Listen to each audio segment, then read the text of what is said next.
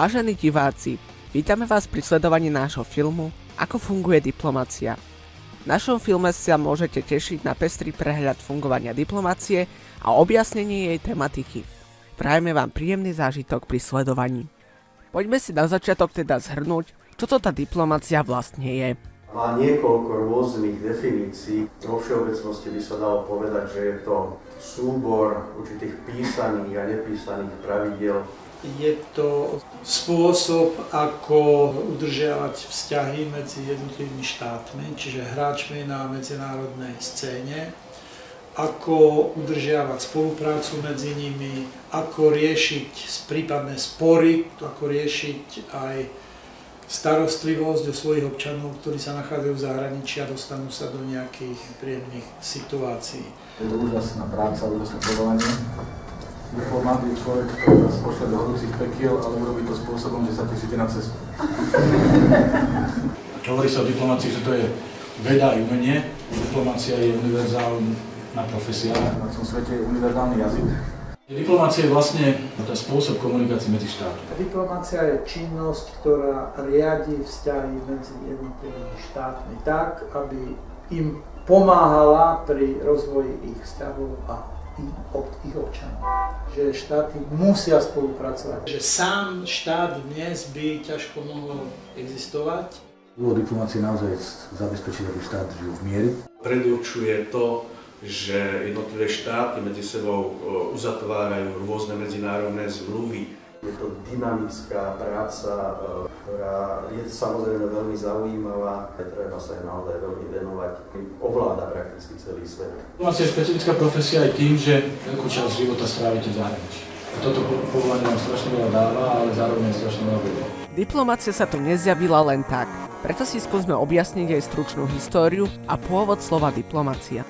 Diplomácia je od slova diplomás, to boli kedysi také dve doštičky, ktoré obsahovali posolstvo, ktoré si vtedajší panovníci, králi alebo imperátori posielali.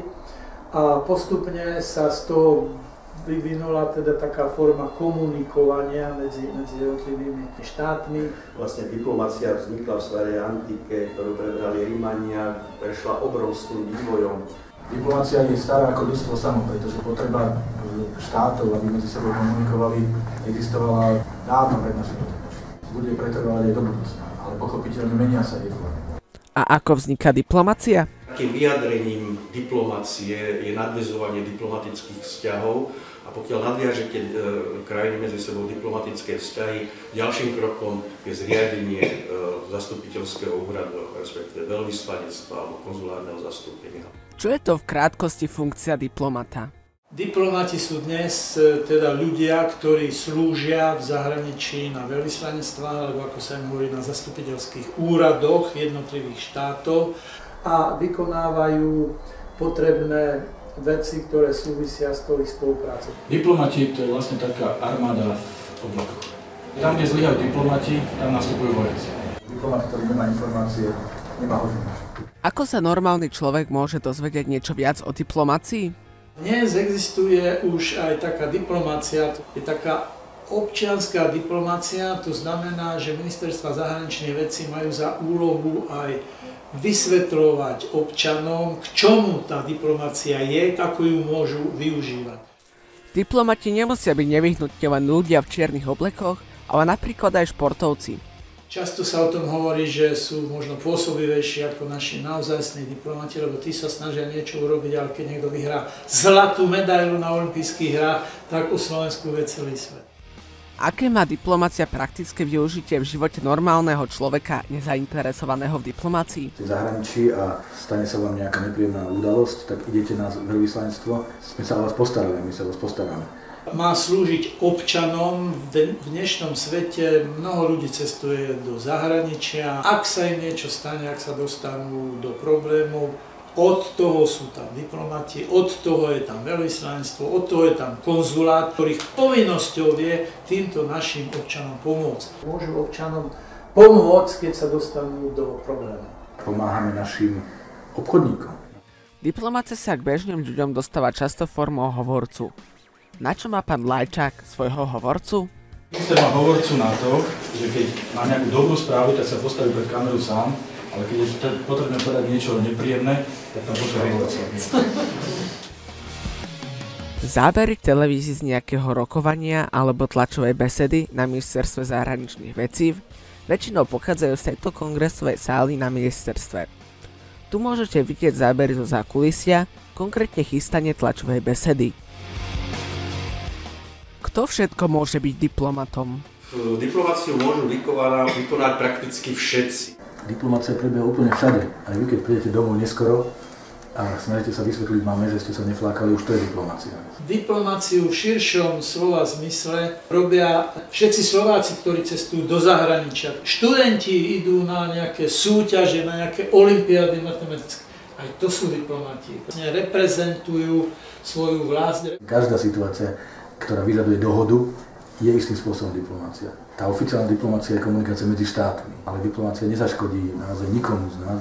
Riešiť niečo diplomaticky znamená slušne dohodou, bez kríku, bez búchania. Aké poznáme typy zastupiteľských úradov? Zastupiteľské úrady sa vlastne delia na také tri základné kategórie. To sú veľvyslanectvá alebo generálny konzulát, ktorý vlastne má na starosti skôr zabezpečovať záujmy našich občanov. No a potom sú ešte honorárne konzuláty. Čo je to veľvyslanectvo a aká je v ňom hierarchia? Veľvyslanectvo sa zriadili na základe rozhodnutia Ministerstva zahraničných vecí. Je taký princíp, že sa začína od tých najnižších diplomatických hodností. Máme vlastne tri hodnosti diplomatov, to sú nižšie, stredné a vyššie hodnosti. Na čele veľvyslanectva je veľvyslanec, ktorého poveruje prezident republiky. Veľvyslanec je predĺžená ruka prezidenta Slovenskej republiky v tej krajine, kde pôsobí. Za veľvyslancom ide radca vyslanec, radca, prvý tajomník, druhý tajomník, tretí tajomník a ataše. Ale to je najnižšia diplomatická funkcia. Ataše robia také veci okolo protokolu, monitoringu tlače, kým tí radcovia sa skôr venujú analytickej práci. Samozrejme, aby prešiel z nižšej hodnosti do vyššej hodnosti, musí absolvovať adaptačný kurz. Zaujímavosťou je aj to, že slovenský veľvyslanec môže na veľvyslanectve plnohodnotne zosobášiť dvoch slovenských občanov. Veľvyslanectvo a konzulát. Sú to často miliace sa pojmy. Aké sú medzi nimi rozdiely? Začneme s prípadom menších krajín. Konzuláty sú súčasťou veľvyslanectiev, vždy jeho súčasťou konzulárne oddelenie. Na ňom pracuje konzul, vicekonzul. Ale vo veľkých štátoch, povedzme v Spojených štátoch, v Amerike, kde sú veľké mestá v iných oblastiach, nielen v hlavnom meste, tak tam sa zvyčajne otvára ešte konzulát alebo generálny konzulát, lebo veľvyslanectvo môže byť iba jedno. Konzulátov môže byť hocikoľko. Samozrejme, súčasťou veľvyslanectva je teda konzulárne oddelenie. Veľvyslanectvo zastupuje záujmy Slovenskej republiky, jeho občanov. Konzulát je zameraný na také tie právne otázky, overovanie dokladov, vydávanie víz a riešenie praktických problémov, ktoré naši ľudia majú. Ten konzulát nemôže vykonávať také veci, ako robí veľvyslanectvo. Ďalej tu máme honorárne konzuláty. Ako je to s nimi? Honorárni konzuli sú občania toho štátu, ktorý súhlasí s tým, že sa bude starať o slovenské záujmy. Sú to väčšinou bohatí podnikatelia. A honorárne preto, že to nie je platená funkcia. To je honor pre neho, že reprezentuje Slovensko. Ako je Slovensko zastúpené vo svete, napríklad veľvyslanectvami? Máme veľvyslanectva v 63 krajinách sveta. Máme 9 stálych misií v medzinárodných organizáciách, máme 6 generálnych konzulátov. Dohromady je to cez 80 našich diplomatických zastúpení vo svete. To všetko je sieť našich zastúpení, kde pracujú dnešnému dňu zhruba 600 našich občanov. Ako to funguje v štátoch, ktoré Slovensko neuznáva? Napríklad Tajvan alebo Kosovo. Máme tam nejaké zastúpenie? Máme s nimi potrebu udržiavať komunikáciu, takže máme tam naše zastúpenie, ktoré sa ale nemôže volať veľvyslanectvo alebo zastupiteľský úrad, lebo my nemáme nadviazané diplomatické styky. Na Tajvane sa to volá ekonomický a kultúrny úrad. V Kosove máme styčný úrad. De facto všetci vedia, že to je prakticky veľvyslanectvo. Je podľa vás diplomácia len o výhodách? Veď ešte pred 18. storočím pojem diplomat alebo diplomácia znamenala listina, ktorá zaručovala panovníkom, teda vtedajším diplomatovi, určité výsady. Diplomati majú určité výhody a imunity, že ich nemôžu trestne stíhať a podobne. Aj keď niečo urobíte, nemôžu vás odsúdiť, nemôžu vás zažalovať. Autá označené značkou CD, no majú prednosť na colníci. To neznamená, že vyslaný pracovník by nemal dodržiavať právne predpisy a nariadenia prijímajúceho štátu. Tým, že zastupujete štát, tak ste nedotknuteľní. To znamená, máte diplomatický pás, máte diplomatický identifikačný preukaz, nemôžu vás zatknúť, lebo vy stelesňujete štát. Diplomácia určite nie je o výhodách. Tie výsady, ktoré v diplomácii patria, sú len na to, aby ste mohli robiť svoju prácu, ale diplomácia je v prvom rade o zodpovednosti. Výsady nie sú preto, aby ste sa vytešovali, že teda čo všetko si môžem dovoliť, alebo aby ste potom v kufri auta pašovali vzácne rastliny alebo zvieratá, lebo vás nemôžu zastaviť na hranici. A ja osobne som toho názoru, keď aj diplomat poruší rýchlosť, mal by si to zaplatiť. Výsady sa nesmú zneužiť. Ako vyzerá taká každodenná práca a denný rytmus diplomata? V prvom rade musia sledovať, čo sa deje. Začína pracovať tým, že musí každý deň získať prehľad o tom, čo sa deje v krajine, v ktorej pôsobí, čo sa stalo na politickej scéne. Musí potom urobiť z toho analýzu a pripraviť informáciu pre ústredie, to znamená pre ministerstvo zahraničných vecí na Slovensku. Či z toho nevyplývajú možnosti, aby Slovensko získalo nejaké projekty, povedzme hospodárskej spolupráce a podobne. Konzul, povedal by som, stojí pri okienku a prijíma ľudí, ktorí potrebujú si vyriešiť nejaký problém. Cudzinci, ktorí potrebujú slovenské vízum. A preto diplomat musí byť naozaj pripravený stále byť na dosah, stále k dispozícii, stále vidieť, čo sa deje. Sú dosť často účastníkmi rôznych konferencií, sú pozývaní na školy, na vysoké školy prednášať o Slovensku. Večer sú rôzne recepcia, spoločenské podniky pri príležitosti povedzme štátneho sviatku Slovenska. Denný pracovný čas diplomata často končí o 10. o 11. noci. A toto všetko potom vlastne musíte spísať a poslať domov, aby zase doma o tom vedeli, čo ste vymysleli. Keď sa budeme rozprávať o diplomácii, tak jeden z prvých pojmov bude určite aj Ministerstvo zahraničných vecí. My sme sa popri rozhovoru s ľuďmi z diplomatického sveta vybrali aj na prehliadku nášho ministerstva. Vžime sa teraz do úlohy zahraničnej návštevy, ktorá prišla na obed alebo na rokovanie k ministrovi. Presne tu vystupí návšteva z auta a vyzlečie sa v šatni. Ďalej návšteva prejde do foaje a následne zamierí do jedného z týchto krásnych salónikov, ktoré sú pripravené reprezentovať slovenskú pohostinnosť. Ak je návštevou významný jednotlivec a ide na obed s ministrom vo dvojici, tak práve tu si môžu nerušene vychutnávať špeciality kuchyne.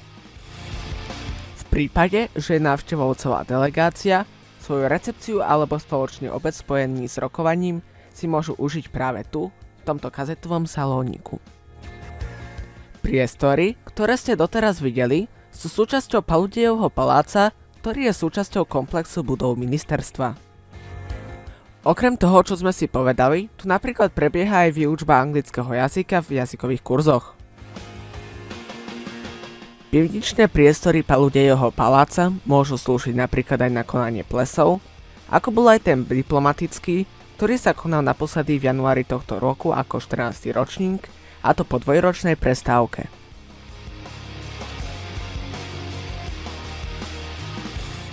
Hlavná budova ministerstva zahraničných vecí vyzerá trošku modernejšie.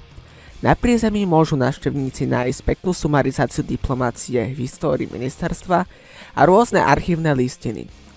Vidieť môžete aj mierovú listinu Bratislavského mieru, ktorý bol podpísaný v primaciálnom paláci roku 1805. Mierová zmluva je taktiež diplomatické riešenie situácie. Diplomácia je často synonymom pre bontón. Ako teda funguje protokol v diplomatickom svete?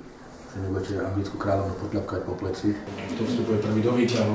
Musíte vedieť sedieť za stolom a musíte vedieť, ktorý príklad začínate, či tým, čo je najvyššie k tanierov, tým, čo je najďalej k tanierov. A to, že nechlípeme a nemrázkame, nepregáme, to nemusíme zdôrazniť, ale na to nemusíte byť ani diplomati, aby ste vedeli. Keď vám spadne niečo z taniera na zem, tak sa musíte tváriť, že tak to malo byť a vôbec si to nevšímate. Treba dobre ovládať základy spoločenského správania, základy dobrej výchovy, správať sa slušne, galantne, byť správne oblečený na rôzne príležitosti. Tu sú určité, by som povedal, písané a nepísané pravidlá, ako sa treba správať pri určitých situáciách a pri určitých príležitostiach. S japonským císarom sa nikdy nerozprávate o politike. V Japonsku paličky nikdy nesmiete zapichnúť do jedla, ale musíte ich položiť vedľa taniera. Ty vedieť sa povedzme rýchlo skamarátiť s ľuďmi, takže diplomat musí byť komplexne vzdelaný, vychovaný človek. Čarovná vec na protokole je, že jeden ten, kto ho nepozná, neovláda, tak nevie, že ho porušuje. Všetci naokolo to vedia. Je to univerzálny jazyk, ale musíte vedieť, kedy a ako ho používať. Uvedomil som sa aj tú slušnosť v Japonsku, že keď dostane vašu vizitku, tak ako prvú vec je pokúsiť sa prečítať, vysloviť to meno partnera. On vás opravil, aj tá slušnosť je, že sa chce naučiť vysloviť vaše meno. A potom počas celého stretnutia má tú vašu vizitku na stole pred sebou a vy robíte to isté. To, čo to ten protokol je, nám podrobnejšie objasní Peter Sobko, ktorý je riaditeľom diplomatického protokolu na Ministerstve zahraničných vecí Slovenskej republiky. Je to vlastne súčasť diplomacie. Protokol má tiež viacero definícií. Francúzsky prezident de Gaulle povedal, že je to vlastne výraz poriadku v štáte. Protokol znamená určitý systém fungovania diplomácie vo vnútri štátu a navonok. Zaujala vás diplomácia zatiaľ natoľko, že ste sa ju rozhodli študovať? Poďme sa teda pozrieť, kde sa vám môže splniť váš sen. Akadémie napríklad vo Viedni, v Birminghame, máte inštitúty medzinárodných vzťahov v Čile. Francúzska ENA, Princetonská univerzita v Spojených štátoch, univerzita v Cambridge. Ja nedám dopustiť na Moskovský inštitút medzinárodných vzťahov. No na Slovensku na univerzite máte veľa v Banskej Bystrici, ktorá popri tom je fakulta medzinárodných vzťahov na Ekonomickej univerzite. Tých možností je veľmi veľa. Môžete študovať čo aj do Prahy, na Masarykovú univerzitu, do Brna. Tam všade je možné získať vzdelanie, ktoré je dobrým predpokladom, dobrou základňou pre vstup do zahraničnej služby. Aké druhy diplomácie poznáme? Kultúrna diplomácia, školská diplomácia, verejná diplomácia je veľmi teraz v popredí. Ako by sme mohli rozdeliť diplomáciu podľa určenia? Na bilaterálnu a multilaterálnu diplomáciu. Bilaterálna to sú vzťahy medzi dvoma štátmi. Multilaterálna to je zase diplomácia, ktorá sa vykonáva v rámci medzinárodných organizácií. Jednou z takých najväčších organizácií, svetovou univerzálnou organizáciou je Organizácia spojených národov. Skúsme sa teraz chvíľku venovať multilaterálnej diplomácii, konkrétne OSN, čiže Organizácii spojených národov. Čo má na starosti?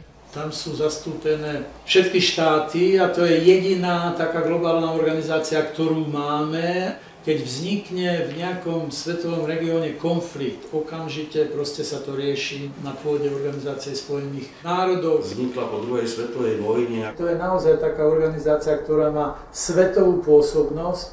Štáty tam majú možnosť požiadať okamžite o pomoc, požiada o zasadnutie Bezpečnostnej rady, ale dohliada aj nad demokratickými pravidlami. Povedzme, keď sú niekde voľby nedemokratické a podobne, tak tam takisto môže zasiahnuť. Snaží sa aj o spoluprácu v kultúrnej oblasti prostredníctvom UNESCO. By mal zabezpečiť alebo dohliadať na svetový mier. Čo sú to diplomatické písomnosti, nóty a ako sa štáty medzi sebou dorozumievajú? Jednotlivé krajiny medzi sebou v rámci diplomatického jazyka komunikujú prostredníctvom nôt, ktoré vlastne informujú alebo odovzdávajú informácie alebo žiadosti, požiadavky, ktoré potrebujú od danej krajiny získať. Nota má veľmi striktnú formu, to úvod, záver a ten stred, ktorý je vlastne obsahom noty. Diplomatická nota je dobre, keď je napísaná, musí byť napísaná tak, že keď si ju prečítate prvýkrát, tak máte pocit, že vás pochválili, potom si prečítate ešte raz a zrazu zistíte, že to nie je celkom tak. A keď si prečítate tretíkrát, tak zistíte, že vlastne v skutočnosti vám veľmi vynadali. Ako funguje komunikácia medzi štátmi v modernom svete? Dnes máme maily, dnes máme všetci mobilné telefóny. Dnes komunikujeme medzi sebou priamo, ministri zahraničných vecí si SMS-kujú alebo mailujú priamo. Diplomácia musí udržiavať krok s tým, ako sa vyvíja celá spoločnosť, celá civilizácia, ale zároveň tie isté pravidlá stále zostávajú. My sme sa boli pozrieť aj v knižnici a diplomatickom archíve Ministerstva zahraničných vecí. Mali sme možnosť prezrieť si diplomatické listiny, ktoré boli vydané najväčšími svetovými politikmi a funkcionármi ako Alžbeta II, Jan Pavol II či Bill Clinton. Určite vás zaujíma, akým jazykom sa medzi sebou dorozumievajú diplomati, napríklad v Európskom parlamente. Je to vždy len angličtina? Tradičný diplomatický jazyk je francúzština, ale fakt je, že je na ústupe. Je to také rôznorodejšie. Európska únia má 23 oficiálnych jazykov, no a všetky oficiálne dokumenty musia byť vydané vo všetkých týchto jazykoch. 23 tlmočníckych kabín, vy môžete hovoriť po slovensky, prekladajú vás, alebo môžete počúvať iných poslancov, ktorí hovoria v svojich jazykoch do slovenčiny. Niekedy to býva tak, že keď sa preťahne zasadnutie, povedia, dámy a páni, o 18:30 tlmočníci končia, bohužiaľ, budeme musieť hovoriť po anglicky. No a tam, keď neviete, tak ste stratení. Angličtina je naozaj must, to je niečo, čo musíte mať. Samozrejme, angličtina je nevyhnutná pre diplomata. Všade platí, že koľko rečí vieš, toľkokrát sa človekom, ale v diplomácii to platí dvojnásobne alebo 10-násobne. Čo najviac jazykov diplomat ovláda, tým je použiteľnejší a dokáže si nadviazať oveľa viacej kontaktov. Chcem povzbudiť k tomu, aby ste študovali jazyky. Nikdy nie je dosť jazykov. Keby ste posielali diplomata na jeho prvú pracovnú cestu do zahraničia, čo by ste mu povedali alebo poradili? Aby sa dobre zoznámil s tým, čo sa po ňom chce, aby mohol teda splniť tú úlohu, ktorú dostal. Ja by som mu poradil, aby mal veľa šťastia. Spoznať históriu, súčasnosť krajiny predtým, než odchádza, dobre sa s tým oboznámiť. Čo by chceli zmeniť diplomati, keby mali neobmedzené možnosti? Ja by som zmenil to, aby do diplomácie ako do odbornej činnosti neboli robené politické zásahy. Prinútil by som aj veľkých, aby sa správali podľa rovnakých pravidiel, podľa ktorých sa správajú malí. Aby boli naozaj všetci rovní vo svete a nie len tak, ako sa o tom hovorí. Aj diplomati sú len ľudia a tiež sa im občas stanú nejaké tie úsmevné situácie. Jednu z nich nám prerozprával aj pán Kukan. Raz vo Washingtone sme obedovali a tam bol na tanieri citrón. A ja som si ho chcel ako tak zmačknúť a ten citrón vystrekol a môjmu susedovi úplne zasiahol okuliare, takže som vôbec nevidel. Protokol hovorí, že máte sa urobiť, že nič sa nestalo, no a väčšinou sa potom ľudia správajú normálne, sú mu pomáhali čistiť stolička. Alebo sa vám viac bude páčiť príhoda, ktorej aktérom bol kolega pána Lajčaka? Keď som bol veľvyslancom v Japonsku a raz sme boli na večeri, uprostred stola bola krásna ikebana a on si myslel, že to je šalát. A on začal jesť a ešte hovoril, že to japonské jedlo nielen vynikajúco chutí, ale ešte aj skvele vyzerá. Aká bude napríklad podľa pána Kukana budúcnosť diplomacie? Diplomácia určite bude existovať, možno, že nejakým spôsobom sa jej formy konkrétne trošku budú meniť. Budúcnosť bude smerovať k tomu, že si budeme vymeniať informácie. Už aj dnes si to vymeniame. My diplomati bojujeme o to, aby sme sa mohli ako krajina posúvať a ísť ďalej. Štáty budú naďalej spolupracovať a diplomácia ako forma komunikácie tu vždy bude. Tá budúcnosť pre nás je, že budeme čoraz viac vťahovaní do toho systému Európskej únie. Vstupom Slovenska do Európskej únie európske záležitosti nabrali na význame. Diplomácia sa mení, ale vždy bude potrebná, lebo určité pravidlá, zásady vzťahov a chovania musia byť a tie sa dajú proste vyškrtnúť. Témou budúcnosti diplomácie sme uzavreli to, ako funguje diplomácia.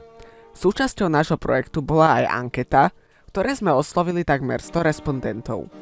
Výsledky ankety a názory opýtaných si môžete pozrieť v textovej časti projektovej práce. Možno vás ešte na záver zaujímajú informácie zo zákulisia výroby projektu. Ak áno, tak počúvajte. Celková výroba projektu trvala 7 mesiacov. Za tento čas sme natočili takmer 10 hodín materiálov, ktoré bolo treba spracovať do filmovej podoby a čas parafrázovať aj do textovej časti. Počas produkčnej fázy výroby sme boli natáčať celkovo 7 krát. Na absolvovanie natáčania na ministerstve zahraničných vecí a s vrchnými diplomatickými funkcionármi bolo treba nespočetne veľa bezpečnostných, časových a technických konzultácií. Postprodukcia filmu, teda strih a spracovanie, trvala niekoľko týždňov plných každodennej práce a rôznych technických problémov. Toto všetko a mnoho ďalšieho len pre jeden ani nie 30-minútový projekt. Na záver vám teda ďakujeme za pozornosť a ocenenie našej práce, ktorú vykonali len 2 15-roční študenti. Ďakujeme a dovidenia.